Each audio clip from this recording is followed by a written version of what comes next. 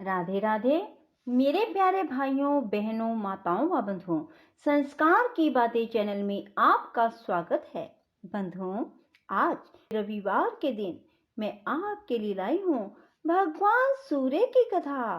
बंधुओं, रविवार को भगवान सूर्य की कथा को सुनने मात्र से आपको चारों दिशाओं से सुख, समृद्धि, ऐश्वर्य और मान की प्राप्ति होगी। बंधुओं, यदि आप कथा को पूर्ण विश्वास, सच्ची निष्ठा के साथ एकाग्र मन होकर पूरा सुनते हैं तो आपको कभी भी जीवन में धन की कमी नहीं आएगी। बंधुओं, यदि आपने हमारे चैनल को अब तक सब्सक्राइब नहीं किया तो जरूर करें और बेल आइकन दबाना ना भूलें ताकि आपको हमारी आने वाली सभी वीडियोस की जानकारी सबसे पहले हो सके। बंधुओं, वीडियो को पूरी सुनने के बाद कमेंट बॉक्स में जय सूर्य भगवान जरूर लिखें। बोलो सूर्य भगवान की जय हो। भगवान सूर्य का आधार ध्रुव है और ध्रुव का शिशुमार, शिशुमार के आशय स्वयं श्री नारायण है। उस शिशुमार के हृदय में श्री नारायण स्थित है, जो समस्त प्राणियों के पालन करता और आदिभूत सनातन पुरुष हैं। श्री पार्षद जी बोले, आरोह और अवरोह के द्वारा सूर्य की एक वर्ष में जितनी गति है, उस संपूर्ण मार्ग की दोनों काष्ठाओं का अंतर 180 मंडल है। सूर्य का रथ भिन्न भिन्न आदित्य, ऋषि, गंधर्व, अप्सरा, यक्ष, सर्प और राक्षस गणों से अधिष्ठित होता है। हे मैत्रेय, मधुमास चैत्र में सूर्य के रथ में सर्वदा धाता नामक आदित्य, कर्तुस्थला अप्सरा, पुलसत्य ऋषि, वासुकी सर्प, रथ भृत यक्ष, हेती राक्षस और तुम्बरु गंधर्व ये 7 मास अधिकारी रहते हैं तथा अर्यमान नामक आदित्य, पुलह ऋषि, रथोजा यक्ष, पुंजिक स्थला अप्सरा, प्रहेती राक्षस, कच्छवीर सर्प और नारद नामक गंधर्व ये वैशाख मास में सूर्य के रथ पर निवास करते हैं। हे मैत्रेय, अब ज्येष्ठ मास में निवास करने वाले नाम सुनो। उस समय मित्र नामक आदित्य, अत्रि ऋषि, तक्षक सर्प, पौरुषेय राक्षस, मेनका अप्सरा, हाहा गंधर्व और रथ स्वन नामक यक्ष ये उस रथ में वास करते हैं तथा आषाढ़ मास में वरुण नामक आदित्य, वशिष्ठ ऋषि, नाग सर्प, सहजन्य अप्सरा, हुहु गंधर्व, रक्ष राक्षस और रथ चित्र नामक यक्ष उसमें रहते हैं। श्रावण मास में इंद्र नामक आदित्य, विश्वा वसु गंधर्व, स्तोत्र यक्ष, एलापुत्र सर्प, अंगिरा ऋषि, प्रमलोचा अप्सरा और सर्पी नामक राक्षस सूर्य के रथ में बसते हैं तथा भाद्रपद में विवस्वान नामक आदित्य, उग्रसेन गंधर्व, भृगु ऋषि, आपूरन यक्ष, अनुलोचा अप्सरा, नागसर्प, सहजन्य अप्सरा, हुहु गंधर्व, रथ राक्षस और रथचित नामक यक्ष उसमें रहते हैं। श्रावण मास में इंद्र नामक आदित्य, विश्वावसु गंधर्व, स्तोत्र यक्ष, एलापुत्र सर्प, अंगिरा ऋषि, प्रमलोचा अप्सरा और सर्पी नामक राक्षस सूर्य के रथ में बसते हैं तथा भाद्रपद में विवस्वान नामक आदित्य, उग्रसेन गंधर्व, भृगु ऋषि, आपूरन यक्ष, अनुलोचा अप्सरा, शंखपाल सर्प और व्याघ्र नामक राक्षस का उसमें निवास होता है। आश्विन मास में पूषा नामक आदित्य, वसुरुचि गंधर्व, वात राक्षस, गौतम ऋषि, धनंजय सर्प, सुषेण गंधर्व और घृताची नाम की अप्सरा का उसमें वास होता है। कार्तिक मास में उसमें विश्वावसु नामक गंधर्व, भारद्वाज ऋषि, पर्जन्य आदित्य, ऐरावत सर्प, विश्वाची अप्सरा, सेनजित यक्ष और आप नामक राक्षस रहते हैं। मार्गशीर्ष के अधिकारी अंश नामक आदित्य, कश्यप ऋषि, ताक्षर्य यक्ष, महापद्म सर्प, उर्वशी अप्सरा, चित्रसेन गंधर्व और विद्युत नामक राक्षस हैं।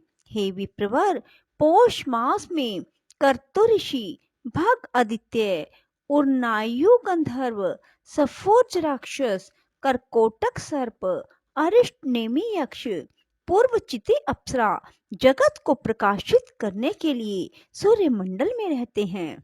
हे मैत्रेय, तवष्टा नामक आदित्य, जमद अग्नि ऋषि, कंबल सर्प, तिलोत्मा अप्सरा, ब्रह्मोपेत राक्षस, क्षितिज यक्ष और धृतराष्ट्र गंधर्व ये 7 माघ मास में भास्कर मंडल में रहते हैं। अब जो फागुन मास में सूर्य के रथ में रहते हैं उनके नाम सुनो। हे महामुने, वे विष्णु नामक आदित्य, अश्वतर सर्प, रंभा अप्सरा, सूर्यवर्चा गंधर्व, सत्यजित यक्ष, विश्वामित्र ऋषि, यज्ञोपेत नामक राक्षस हैं। हे ब्रह्मन, इस प्रकार विष्णु भगवान की शक्ति से तेजोमय हुए ये 7 गण एक एक मास तक सूर्य मंडल में रहते हैं। मुनिगण सूर्य की स्तुति करते हैं, गंधर्व सम्मुख रहकर उनका यशोगान करते हैं, अप्सराएं नृत्य करती हैं, राक्षस रथ के पीछे चलते हैं, सर्प वहन के अनुकूल रथ को सुसज्जित करते हैं और यक्षगण रथ की बागडोर संभालते हैं तथा नित्य सेवक बाल खिल्ले आदि इसे सब और से घेरे रहते हैं। हे मुनि सत्तम, सूर्य मंडल के 7 गण ही अपने अपने समय पर उपस्थित होकर शीत, ग्रीष्म और वर्षा आदि के कारण होते हैं। श्री मैत्रेय जी बोले, भगवान, आपने जो कहा कि सूर्य मंडल में स्थित 7 गण शीत, ग्रीष्म आदि के कारण होते हैं सो मैंने सुना। हे गुरु, आपने सूर्य के रथ में स्थित और विष्णु शक्ति से प्रभावित गंधर्व, सर्प, राक्षस, ऋषि, बाल खिल्ले आदि अप्सरा तथा यक्षों के तो पृथक पृथक व्यापार बतलाए, किंतु हे मुने, यह नहीं बतलाया कि सूर्य का कार्य क्या है। यदि 7 गण ही शीत, ग्रीष्म और वर्षा के करने वाले हैं तो फिर सूर्य का क्या प्रयोजन। यह कैसे कहा जा सकता है कि वृष्टि सूर्य से होती है। यदि 7 गणों का यह वृष्टि आदि कार्य समान है तो सूर्य उदय हुआ, अब मध्य में है, अब अस्त होता है, ऐसा लोग क्यों कहते हैं। हे मैत्रेय, जो कुछ तुमने पूछा है उसका उत्तर सुनो। सूर्य 7 गणों में से ही एक है, तथापि उनमें प्रधान होने से उनकी विशेषता है। भगवान विष्णु की जो सर्वशक्तिमयी ऋक, यजु, साम नाम की पराशक्ति है, वह वेद त्रयी ही सूर्य को ताप प्रदान करती है और संसार के समस्त पापों को नष्ट कर देती है। हे द्विज, जगत की स्थिति और पालन के लिए ऋक, यजु और साम रूप विष्णु सूर्य के भीतर निवास करते हैं। प्रत्येक मास में जो जो सूर्य उदय होता है उसी उसी में वह वेद त्रयी स्वरूपिणी विष्णु की पराशक्ति निवास करती है। पूर्वाहन में ऋक, मध्याह्न में बृहद धनतर आदि यजु तथा सायंकाल में साम श्रुतियां सूर्य की स्तुति करती हैं। यह ऋक, यजु, साम रूपनी वेद त्रयी भगवान विष्णु का अंश है। यह विष्णु शक्ति सर्वदा आदित्य में रहती है। यह त्रयीमयी वैष्णवी शक्ति केवल सूर्य की अधिष्ठात्री है। बलिक ब्रह्मा, विष्णु, महादेव भी त्रयीमय हैं। सर्ग के आदि में ब्रह्मा श्रृंगमय है, उनकी स्थिति के समय विष्णु यजुर्मय, अंत काल में रुद्र साममय है। इसलिए सामगान की ध्वनि अपवित्र मानी गई है। इस प्रकार वह त्रयीमयी सात्विकी वैष्णवी शक्ति अपने 7 गणों में आदित्य आदि में स्थित है। इससे अधिष्ठित सूर्य देव भी अपनी प्रखर रश्मियों से अत्यंत प्रज्वलित होकर संसार के संपूर्ण अंधकार को नष्ट कर देते हैं। उन सूर्य देव की मुनिगण स्तुति करते हैं, गंधर्वगण उनके सम्मुख यशोगान करते हैं, अप्सराएं नृत्य करती हैं, राक्षस रथ के पीछे रहते हैं, सर्पगण रथ का साज सजाते हैं, यक्ष घोड़ों की बागडोर संभालते हैं।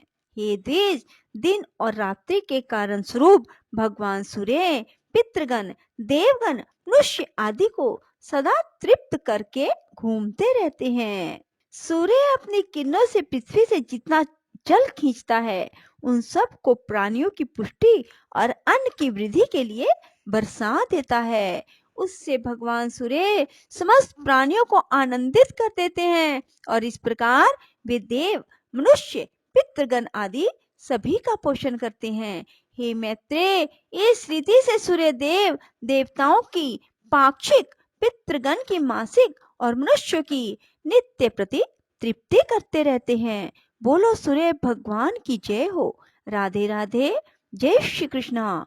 बंधुओं, यदि आपको हमारी वीडियो पसंद आए तो इसे लाइक करें और शेयर भी जरूर करें। धन्यवाद।